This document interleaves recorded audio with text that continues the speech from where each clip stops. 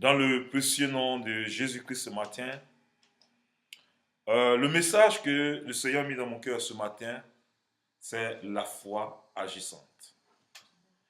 Est-ce que ce matin, vous pouvez prendre votre Bible et savoir que la foi, quand on parle de foi, elle doit être agissante. Alors, je dis ici, la foi agissante n'est pas d'avoir Jésus dans le cœur, Jésus dans notre élève, et de ne pas marcher dans les principes élémentaires qu'il nous a appelés à manifester dans notre quotidien. Alors nous allons prendre rapidement notre Bible dans le livre de Philémon, chapitre 1, verset 6. Qu'est-ce que la Bible nous dit dans Philémon, chapitre 1, verset 6? Nous y sommes. Je lui demande que ta participation à la foi soit efficace pour la cause de Christ en faisant reconnaître à nous toute espèce de bien. La foi agissante, le livre de Philémon nous embellit. Qu'est-ce que c'est la foi agissante? Et vous constatez ici dans le livre de Philémon, il est écrit: je lui demande que ta participation à la foi soit efficace pour la cause de Christ en faisant reconnaître en nous toute espèce de bien. Et le verset 7 nous dit: j'ai en effet éprouvé beaucoup de joie et de consolation au sujet de ta charité, car par toi, frère, le cœur des saints a été tranquillisé. Alors, nous constatons que la foi est un comportement, est une vie. Nous devons l'exprimer dans notre quotidien. Lorsque vous avez la foi, votre vie change. Votre manière de parler change. Votre manière de penser change. Alléluia. Votre manière de penser change. Votre manière de vous adresser à vos frères, vos voisins, à vos conjoints change. Alors, je constatais une chose. Lorsque nous entrons dans ce bateau de la foi, nous sommes sûrs que notre commandant de bord, Jésus-Christ, ne nous abandonnera jamais. La seule chose qui peut nous faire chavirer dans ce bateau, c'est lorsque nous amenons les éléments qui peuvent nuire à notre vie propre. Alors, la manifestation maintenant, selon le livre de Philémon que nous avons lu, et que nous devons comprendre les profondeurs de Christ en ce qui concerne notre marche par la foi agissante de chaque jour, nous devons changer véritablement notre manière de penser. Et vous allez constater une chose. Lorsque vous avez la foi agissante à vous, vous savez que celui qui est en vous est capable de vous amener là où vos propres forces ne peuvent pas vous amener. Qu'est-ce que je veux dire par là? Quand vous commencez à avoir cette foi agissante véritablement en vous, vous allez constater que vous parlez d'une manière gentille. Vous allez constater que vous faites du bien autour de vous. Lorsque vous voyez quelqu'un, vous êtes toujours prêt à manifester votre témoignage de ce que Christ a fait dans votre vie. Alors, le fait de connaître Christ véritablement te pousse à avoir une foi agissante. Et cette foi agissante va tout te pousser à dire à ton frère, à ta soeur: est-ce que tu sais où tu vas passer ton éternité? Est-ce que tu sais où, après cette mort, tu iras? Cette foi agissante va toujours te pousser à dire à ton frère, à ta soeur: ne t'attache pas aux choses qui vont nuire à ton âme, à ton esprit, mais affectionne-toi aux choses d'en haut. Et nous savons que les choses d'en haut, c'est les fruits de l'esprit. Alors, quand nous commençons à voir les fruits de l'esprit, les œuvres de la chair nous quittent catégoriquement. Alors, et lorsque nous commençons à les pratiquer maintenant, les fruits de l'esprit, nous commençons à avoir une foi agissante. Cette foi agissante est capable de te faire te sacrifier pour quelqu'un que tu sais que s'il meurt sans Christ, il ira en enfer. Tu feras tout pour sauver cette personne et lui donner l'évangile que tu as reçu gratuitement. Alors, il est important que nous revenons, que nous soyons reconnaissants de ce que notre nom est écrit dans le livre de vie. Alors, nous devons aider les gens qui sont autour de nous à avoir les noms écrits dans le livre de vie comme vous. Alors, sortons de l'égoïsme, pratiquons la foi agissante qui contribue à annoncer, à témoigner ce que Christ fait pour vous. Alors, je peux comprendre, si Christ ne fait rien pour toi, tu ne peux pas témoigner. Ne force pas les choses que tu ne connais pas. C'est pour ça que ce matin, pour avoir cette foi agissante, tu dois revenir dans les Écritures et comprendre que, en fait, lorsque Dieu te sauve, il veut les œuvres de ta foi. Alors, les œuvres de notre foi, c'est notre générosité. Les œuvres de notre foi, c'est nos actes que nous posons. Alors, aujourd'hui, vous constatez beaucoup de gens s'identifient chrétiens, mais ils n'ont pas la nature de Christ en eux. Christ était sur la terre avec ses disciples. Partout où Christ allait, les gens suivaient Jésus-Christ, pas parce qu'ils allaient au ciel, mais parce que Jésus-Christ manifestait la générosité avec eux. Il avait toujours compassion d'eux. À la fin de la soirée, il disait toujours à ses disciples, ces gens-ci n'ont pas mangé. Et ses disciples, comme ils n'avaient pas de fruits de l'esprit en eux, disaient, mais comment veux-tu que nous nourrissons tous ces gens? À cette heure-là, tous les magasins sont fermés, les boulangeries sont fermés. Comment? Alors Jésus-Christ les enseignait et nous enseigne toujours aujourd'hui. Nous ne devons pas marcher par nos capacités, mais nous devons marcher avec la foi qui vient d'en haut. Et la foi qui nous vient d'en haut toujours nous permet de tendre les mains et partager le peu que nous avons. Et Dieu multiplie cela pour sa gloire. C'est pour ça qu'il est important. Dans nos maisons, les églises des maisons ont toujours existé. Alors, c'est pour ça que l'apôtre Paul pouvait dire, je salue l'église des maisons qui se trouve à tel endroit. Alors, nous devons toujours manifester ce qu'on appelle dans nos églises des maisons les moments de repas d'agapé. Alléluia. C'est un moment fraternel. Il y a beaucoup de personnes qu'à partir de ces repas-là, vous pouvez communiquer la vie que vous avez en Christ. Alléluia. Alors, pendant que vous mangez, c'est le moment de donner votre témoignage à votre voisin qui est tout à côté de vous. La foi agissante, selon Philémon, quand nous la lisons véritablement, il veut que nous ayons les œuvres. Et nous constatons que les gens sont toujours, les chrétiens, nous sommes toujours à côté de la plaque. À côté de la plaque, c'est-à-dire, on ne trouve pas la nature de Christ en nous. Notre foi ne peut pas grandir. Elle ne peut pas être agissante. Ta foi devient agissante lorsque quelqu'un te provoque, tu as la maîtrise de soi. Quelqu'un te calomnie, tu fais du bien. C'est pour ça que les béatitudes de Jésus nous disaient, priez pour ceux qui vous persécutent. Ce n'est pas nouveau. Mais si tu n'as pas la foi agissante, il sera impossible d'avoir les fruits de l'esprit qui te donneront la capacité de supporter les calomnies qui viennent à ton endroit. Moi, docteur Bruno, qu'est-ce que je n'entends pas à mon sujet? Mais je ne me décourage pas parce que celui qui m'a sauvé a versé son sang pour moi, Jésus-Christ, à un grand prix. Personne ne peut verser son sang pour moi. Aucun homme ne peut se sacrifier pour moi sur cette terre. C'est pour ça que tous ceux qui ne sont pas avec moi sont contre mon Dieu.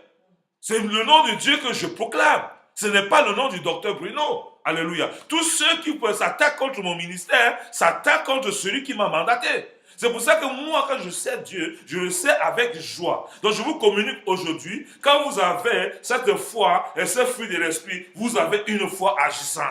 Qu'importe les vents et marées, vous allez continuer toujours à avancer. Vous allez toujours continuer à avancer. Cela dépend de votre conviction. Et vos convictions vont être dans la parole de Dieu. Jésus-Christ lui-même, ses propres disciples, n'ont pas cru à son ministère. Mais Jésus-Christ a cru en eux. Pierre n'a pas cru au ministère de Jésus. Quand Jésus disait, Ce corps, après 3 jours, il va ressusciter. Ses disciples ne comprenaient pas ce langage parce qu'il lui parlait de l'avènement des choses. Alors, quand tu es connecté avec le Seigneur, Dieu te révèle les choses que forcément ceux qui ne sont pas connectés ne peuvent pas comprendre où tu vas. Quand les gens ne sont pas connectés, ils vont te décourager.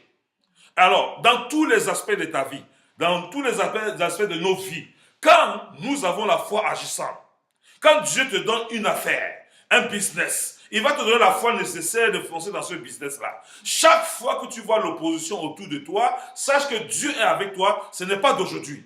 Alors, Christ nous dit, lui, elle est notre expérience de gloire. Alors, lorsque nous nous attachons à notre expérience de gloire, qu'importe les difficultés, tu finiras par avoir la victoire. Qu'importe la durée d'une nuit, le jour finira par apparaître. C'est pour ça qu'il est important ce matin de vous lever dans votre foi agissante et de courir dans le couloir où Dieu vous a mandaté. C'est pour ça que ce matin, je dis, docteur Bruno, tu ne dois pas t'arrêter. Qu'importe le vent et marées, continue à faire du bien autour de toi. C'est pour ça, partout où je me trouve, quand je peux bénir les gens, je les bénis avec ma parole. Je ne peux pas bénir les gens avec ma bouche, et quand ils se touchent, je les maudis avec la propre bouche. Ça ne se fait pas. C'est pour ça que la foi agissante te pousse à faire toujours du bien, à parler toujours bien des autres, des uns les autres. Je ne peux pas comprendre que tu veux être avec Dieu, et tu utilises ta bouche pour Dieu et tu utilises ta bouche pour Satan. Dieu t'utilise et tu laisses aussi Satan t'utiliser. Tu dois avoir honte de dire à Satan, sors de ma vie, je me libère au nom de Jésus. Tu as cette autorité de stopper les œuvres de la chair qui sont les suggestions du diable dans ta vie pour nuire à ta vie. Quand Dieu te donne une vision d'affaires, alors il te donne la foi nécessaire d'avancer. Quand tu vas cesser de croire en lui, aller prendre les instruments du diable, ces fétiches pour chercher à avancer, tu vas échouer avec succès parce que Dieu ne dilue pas son onction. Quand il te donne une vision, il va te donner les stratégies, il va te donner la foi nécessaire pour atteindre le bout. Regardez dans la Bible. Regardez l'histoire de Néhémie. Il a cru en Dieu pour la vision que Dieu lui a donnée. Et Dieu l'a fait atteindre l'objectif de sa vision. Regardez David. Il a pensé au temple. Sa progéniture a fini par bâtir ce temple. Alors, qu'importe la vision que Dieu te donne, si tu ne l'accomplis pas, ta progéniture va l'accomplir. C'est pour ça qu'il faut croire. Nos aïeux dans la Bible, on parle des gens qui ont cru aux choses que nous vivons aujourd'hui. Ils sont morts sans avoir vu. Mais cela les a été imputé comme justice. Alors ta foi, même si ça ne s'accomplit pas pendant ton vivant, Dieu va t'imputer ça comme justice. C'est pour ça qu'il est important de t'accrocher à ton Dieu. De jalouser. Il faut avoir de la jalousie pour ton Dieu. Entretiens la foi que tu as reçue gratuitement. Laisse Dieu te faire grandir. Et quand tu laisses Dieu te faire grandir, élimine tout ce qui peut anéantir à ta croissance. Ta foi agissante va te faire réaliser les choses que les hommes naturels ne peuvent pas réaliser. Si tu veux faire des choses extraordinaires, si tu veux avoir un mariage somptueux, si tu veux avoir un mariage bien, si tu veux avoir une bonne famille, tu dois avoir une foi agissante. Cette foi agissante, qui est le fruit de l'esprit, se manifeste dans tous les aspects de ta vie. Lorsque tu es en entreprise, tes ouvriers ne sont pas qualifiés. Tu dois croire à tes ouvriers que le Saint-Esprit est capable de les qualifier et te donner le résultat de ce que tu attends d'eux. Donc tu dois manifester la foi et croire que tes ouvriers ne sont pas des idiots parce qu'ils sont des créatures de ton Dieu et Dieu est capable de renouveler l'intelligence. Dieu est capable de donner encore la force à ses ouvriers de foncer dans ta vision. Et quand tu commences à regarder ces ouvriers comme les incapables, ils seront incapables selon la foi que tu as cru en eux. De la même façon que si tu crois que ta femme est une incapable, elle restera incapable parce que ta foi limite ta femme à une incapable. Tu vois ton enfant comme un incapable, comme un idiot. Mais c'est selon la confession de ta bouche. C'est pour ça que tu dois veiller sur ce que tu dis. Parce que ta parole a une haute efficacité. La foi agissante nous fait faire attention à ce que nous disons des gens, de nos familles, de nos époux, de nos conjoints, de nos amis, partout où nous allons. Lorsque tu te lèves le matin pour aller n'importe où, tu dois confesser positivement. Tu dois refuser tout ce qui est négatif, qui peut t'amener à l'échec. C'est un renouvellement d'intelligence, c'est un changement de mental. C'est pour ça que ce matin, quand je parle de cette foi agissante, c'est que tu peux encore recommencer avec Dieu. Là où tu avais échoué, Dieu est capable de refaire avec toi. Ce matin, lève-toi courageusement et dis, Seigneur, je viens renouveler mon engagement avec toi. Je sais que tu es capable d'accomplir la vision que tu m'as donnée il y a 20 ans, la vision que tu m'as donnée il y a 15 ans, la vision que tu m'as donnée il y a 10 ans, la vision que tu m'as donnée il y a 5 ans, la vision que tu m'as donnée il y a 1 an. Tu es capable de faire. Tu t'appelles Dieu de capacité. Parce que je sais que tu es capable. J'ai vu la famine dans une ville. Tu as envoyé ton serviteur. Ton serviteur avait un rôle de venir réveiller la foi en cette dame, cette foi qui était endormie. Elle avait les paroles négatives parce que sa foi n'était plus agissante. Quand tu as envoyé ton serviteur, tu n'as pas envoyé dans un principe de pitié, mais tu l'as envoyé dans un principe de conviction et d'enseignement. Et ton prophète a dit à cette femme veuve, fais-moi un gâteau. Quand le prophète, mentalement, il savait que cette femme n'avait pas la capacité de lui faire manger parce que c'était tout ce qu'elle avait. Le peu de farine qu'elle avait un peu d'huile. Mais la femme a exprimé sa nature. Mais le prophète ne l'a pas jugé, ne l'a pas engueulé. Elle a dit au prophète, je veux bien, homme de Dieu, tu fais ce gâteau. Mais sache une chose, à cause de la famine qui est là, j'ai qu'un peu de farine, un peu d'huile, je vais faire ce petit gâteau. Après quoi, moi, mon fils, nous allons finir de manger et nous allons mourir. Cette femme était au bout de son espérance. Elle savait que la fin, c'était la mort. Mais il fallait un changement de mentalité. Et cela ne pouvait que se faire avec une foi agissante. Le prophète a regardé à cette dame. Il a regardé à son père qu'il a envoyé en mission. Père, je dois t'obéir ou bien croire au sentiment de cette dame. Il a dit, je mets ma vie en jeu. Je mets mon ministère en critique. Si elle veut, elle va me critiquer où elle veut. Ce qui est sûr, je vais faire ce que tu m'as demandé de faire. Elle me dit, fais-moi, ce prophète dit à cette dame, fais-moi d'abord à manger. Après quoi, tu vas aller nourrir ton fils. La Bible nous dit que cette femme a obéi. Elle a obéi à l'homme de Dieu, pas parce qu'il était très éloquent, pas parce qu'il était très beau, mais parce qu'elle savait qu'un homme de Dieu, c'est Dieu lui-même en personne. Quand un homme de Dieu vient, c'est Dieu qui te visite. Elle a vu Dieu devant elle. Elle n'a pas vu l'homme de Dieu. Elle a fait le gâteau.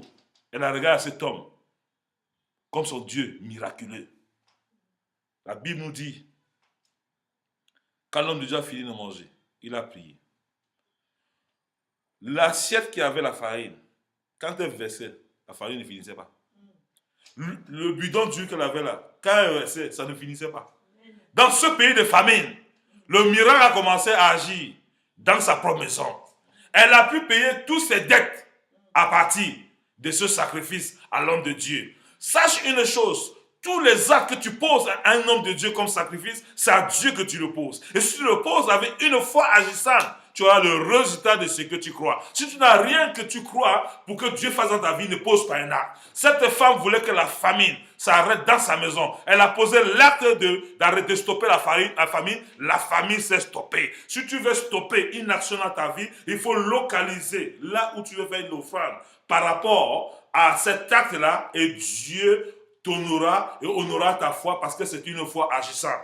Vous savez, nous avons une autre responsabilité, nous serviteurs de Dieu, c'est de vous reconnecter, vous peuple de Dieu, à croire que Dieu, le Dieu d'hier, est encore capable de faire aujourd'hui et demain.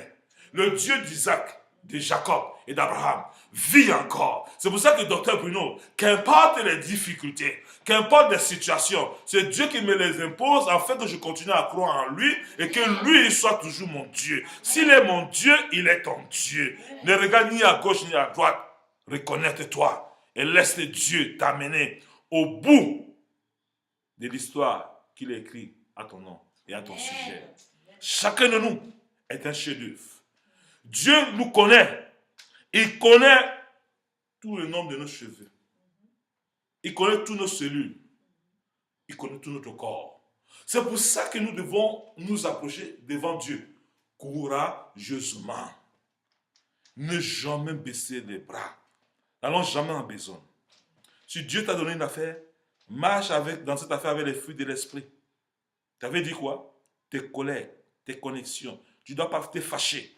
Tu vas toujours être souriante. Il y a 9 fruits de l'esprit. Je te rappelle, ces 9 fruits de l'esprit, ce n'est pas intellectuel. Elle doit être agissant. Agissant veut dire quoi? Tu dois localiser la parole de Dieu et la mettre en pratique dans ta vie de tous les jours, dans tout ce que tu fais. On doit te reconnaître comme un homme d'affaires gentil.